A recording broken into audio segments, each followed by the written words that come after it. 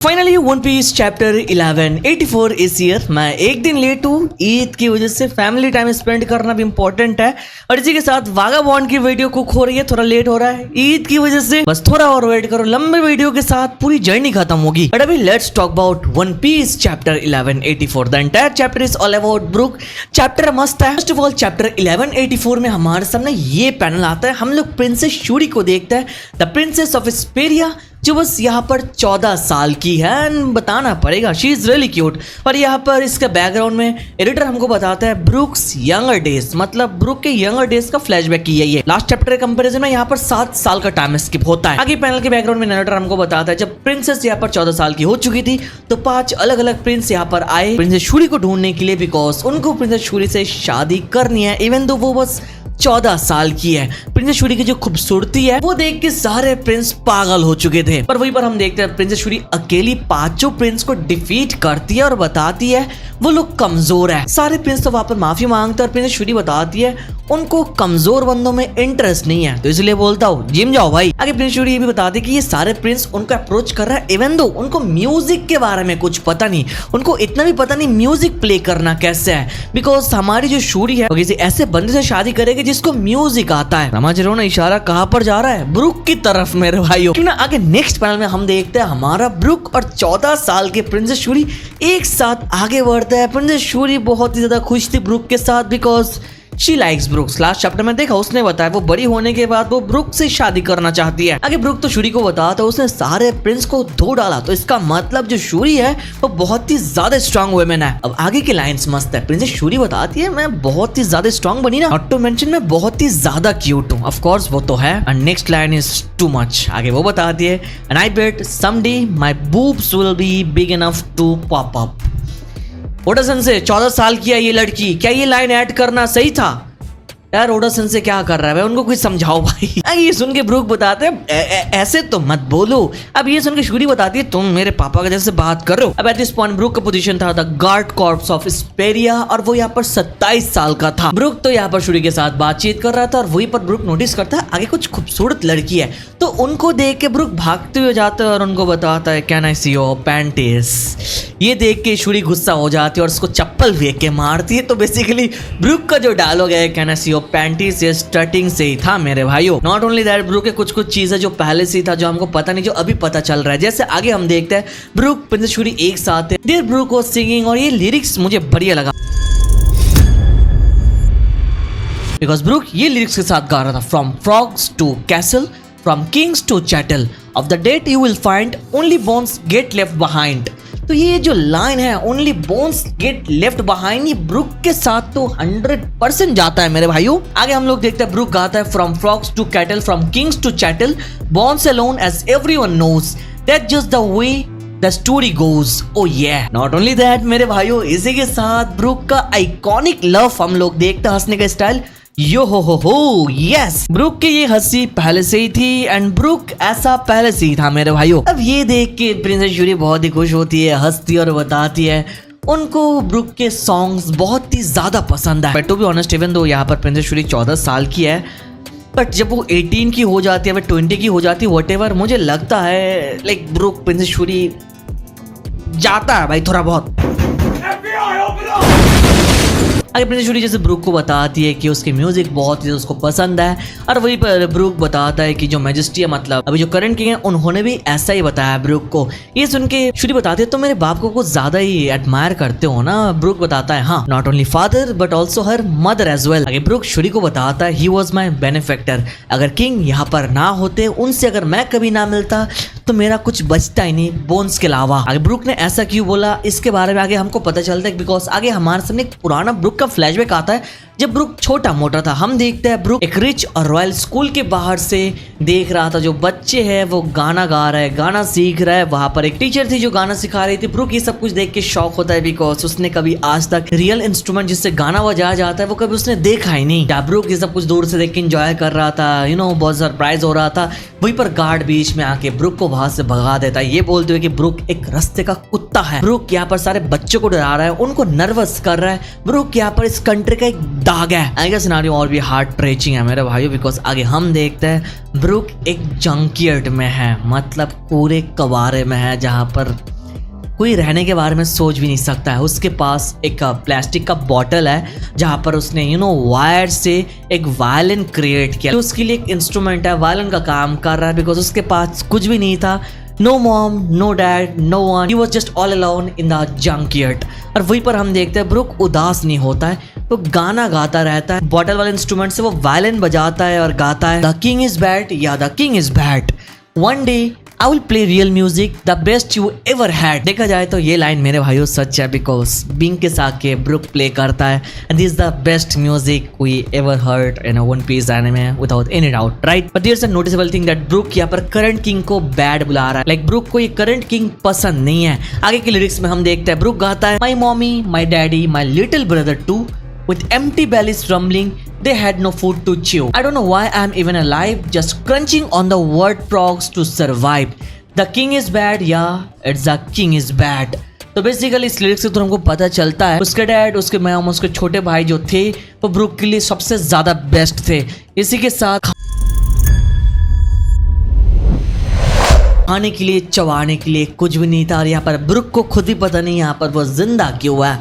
Line में वो दर्द एकदम से एक्सपोज हो रहा है भाई। आगे वो लिरिक में बताता है बस कचरा कबारा खा के वो यहाँ पर जिंदा है, और आगे लास्ट में वो ये भी बताता है the king is bad, yes it's the king is bad, मतलब वो अपने सिचुएशन के लिए किंग को ब्लेम कर रहा है। अभी इसी बीच में हम लोग देखते हैं यहाँ पर एक बंदा आता है जो बताता है ये लिरिक्स बहुत ही ज्यादा बेकार है, क्या ये तूने लिखा है? ब्रुक का इंस्ट्रूमेंट देख के वो सवाल करता है ये जो ब्रुक हाथ में लेकर रखा है ये क्या है? ब्रुक बताता है हाँ it's suppose to be my violin, ये उसका वायलिन है जो उसने अपने हाथों से बनाया। ब्रुक बताता है इस चीज को उसने एक ग्लास बॉटल एंड एक वायर के थ्रू जोड़ के बनाया। और आगे ब्रुक सवाल करता है इससे बढ़िया साउंड होता है ना? सामने वाला बंदा बताता है हाँ इससे एक फ्रीइंग वाइब मिलता है कि एक आजादी वाली फीलिंग। आगे ब्रुक वायलिन बजाते हुए स्माइल करके सामने वाले बंदे को सवाल करता है, उसको लगता है यहाँ पर उसने सामने वाले बंदे को शायद कभी देखा है। वो सवाल करता है क्या तुम मेरे एक फैन हो? आगे तो शक्ल देख के हमको पता चल रहा है ये करंट किंग रुएन है, जो एट द टाइम किंग नहीं था, प्रिंस था, बट ये अपना इरानी ब्रुक से छुपाता है और बताता है हाँ तुम बता सकते हो कि मैं तुम्हारा फैन हूँ, और ऊपर से मुझे मिस्टर मत बुलाना बिकॉज मैं बस 21 साल का हूँ। वो स्माइल करके हुए बताता है। आगे प्रिंस रुएन ब्रुक को बताता है कि तुम अगर चाहो तो मुझे अपना बिग ब्रो बुला सकते हो। आगे उन दोनों के बीच में दोस्ती होती है और ब्रुक बताता है as a friendship token Brook यहाँ पर प्रिंस रुएन को एक ट्रीट देने वाला, उसको पता नहीं है प्रिंस है बट स्टिल एक ट्रीट देना चाहता है। तो यहाँ पर वो बेसिकली कुछ फ्रॉग्स एंड ग्रास होपर को पक रहा है जिसका वो पकाने लगता है। इसी को खा के ब्रुक बहुत ही ज्यादा तारीफ करता है, ये बहुत ही बेहतरीन है। वो बताता है इसका जो सीक्रेट इंग्रेडिएंट है that is the curry powder जो उसने नेवल शिप से यहाँ पर चोरी किया है। आगे ब्रुक ने जैसे ये डिश ऑफर किया रुएन को as a token of friendship, तो रुएन इसको खाने से पहले थोड़ा सोचता रहता है वो इसको खाएगा या फिर नहीं, बिकॉज वो एक रॉयल फैमिली से बिलोंग करता है। इसको खाए इससे पहले उसको अपने डिश के बारे में याद आती है जो उसने आज सुबह ही देखा है। आज के मेन्यू में उसके पास था सूप फ्रॉम योनुसुला, उसके मेन्यू में रेड वाइन था, प्राइम A6 ग्रेट क्वालिटी का बीफ मीट था। प्रिंस वो ये खाने से पहले अपने स्पेशल खानों को थोड़ा बहुत याद करने लगता है, और आगे चल के प्रिंस रो पड़ता है बिकॉज एक साइड में वो इतना अच्छा खाना खा रहा था but on the other side इस कंट्री में एक ऐसा बच्चा है जिसको खाने के लिए ऐसी चीजें मिलती है।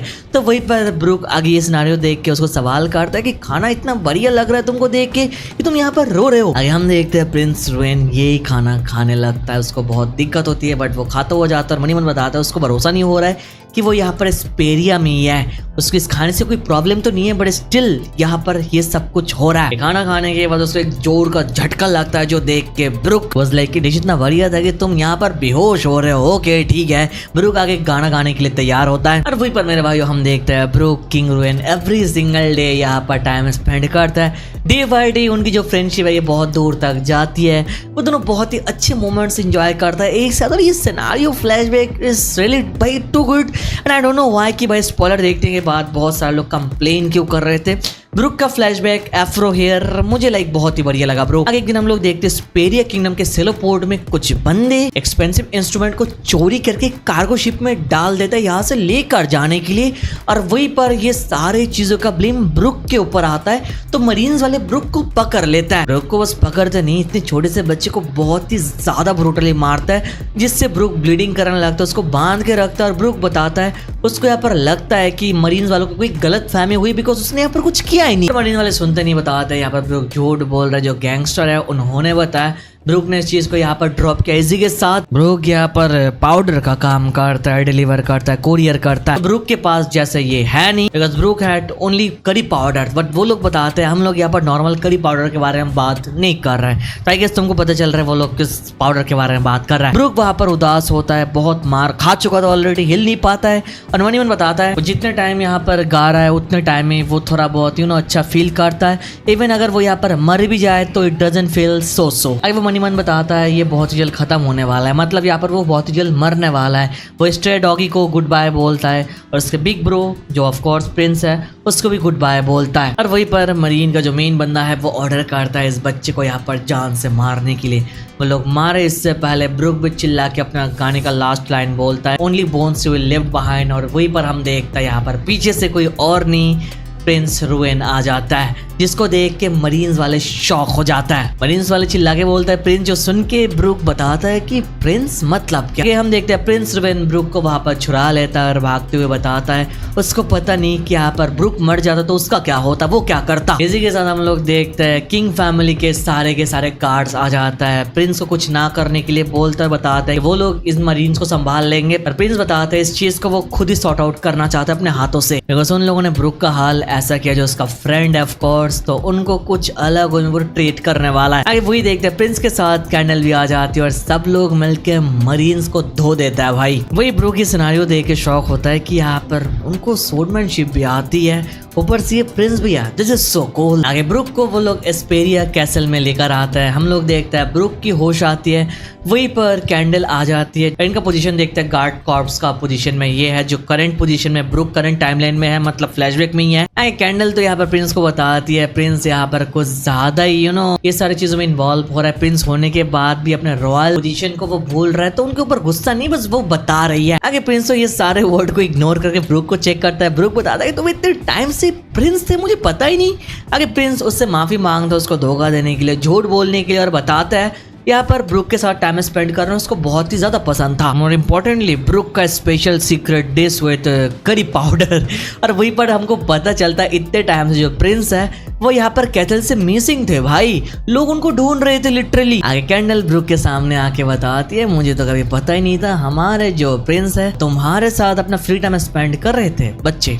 अब जैसे कि वो प्यार से बताती है, अब ये देख के भाई ब्रूक का खड़ा हो जाता है, मतलब गुज़बम्प आ जाता है, नोज ब्लीड स्टार्ट हो जाती है, सांझे वाली हरकतें ब्रूक करने लगता है। This is the first time कि यहाँ पर ब्रूक कैंडल को देख के प्यार में गिर जाता है बचपन से। भाई आगे प्रिंस सब लोगों को बताता है ये जो बच्चा है ये इनका सबसे ज्यादा फेवरेट म्यूजिशियन है, तो ब्रूक को बढ़िया इंस्ट्रूमेंट देने के लिए ऑर्डर देता है। इसी के साथ स्कूल को अटेंड करने का परमिशन दे देता है। ये सब कुछ एक साथ देख के ब्रूक वाज लाइक कि वो क्या चल रहा है मेरे साथ। और वही बैकग्राउंड में प्रिंस बताता है एक न्यू स्टार एस्पेरिया में पैदा होने वाला है यहाँ पर, जो ब्रूक ऑफ कोर्स। ब्रूक को विश्वास नहीं हो रहा था, उसको इतना बढ़िया ट्रीटमेंट मिल रहा है, वो खुशी के मारे रोता हुआ जा रहा था। और वहीं पर प्रिंस बताता है I love this kid and from now on the palace is gonna be a lot more fun. इसी के साथ चैप्टर खत्म होता है। हाँ भाई चैप्टर के लास्ट में एडिटर हमको बताता है the act of generosity would never be forgotten.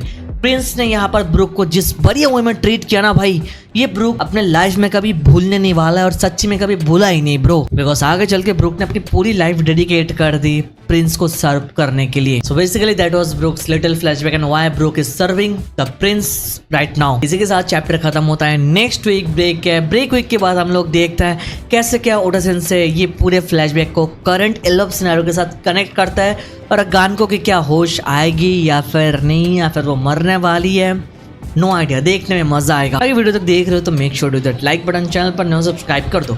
Thank you so much for watching this video. तो मिलते हैं नेक्स्ट वीडियो में।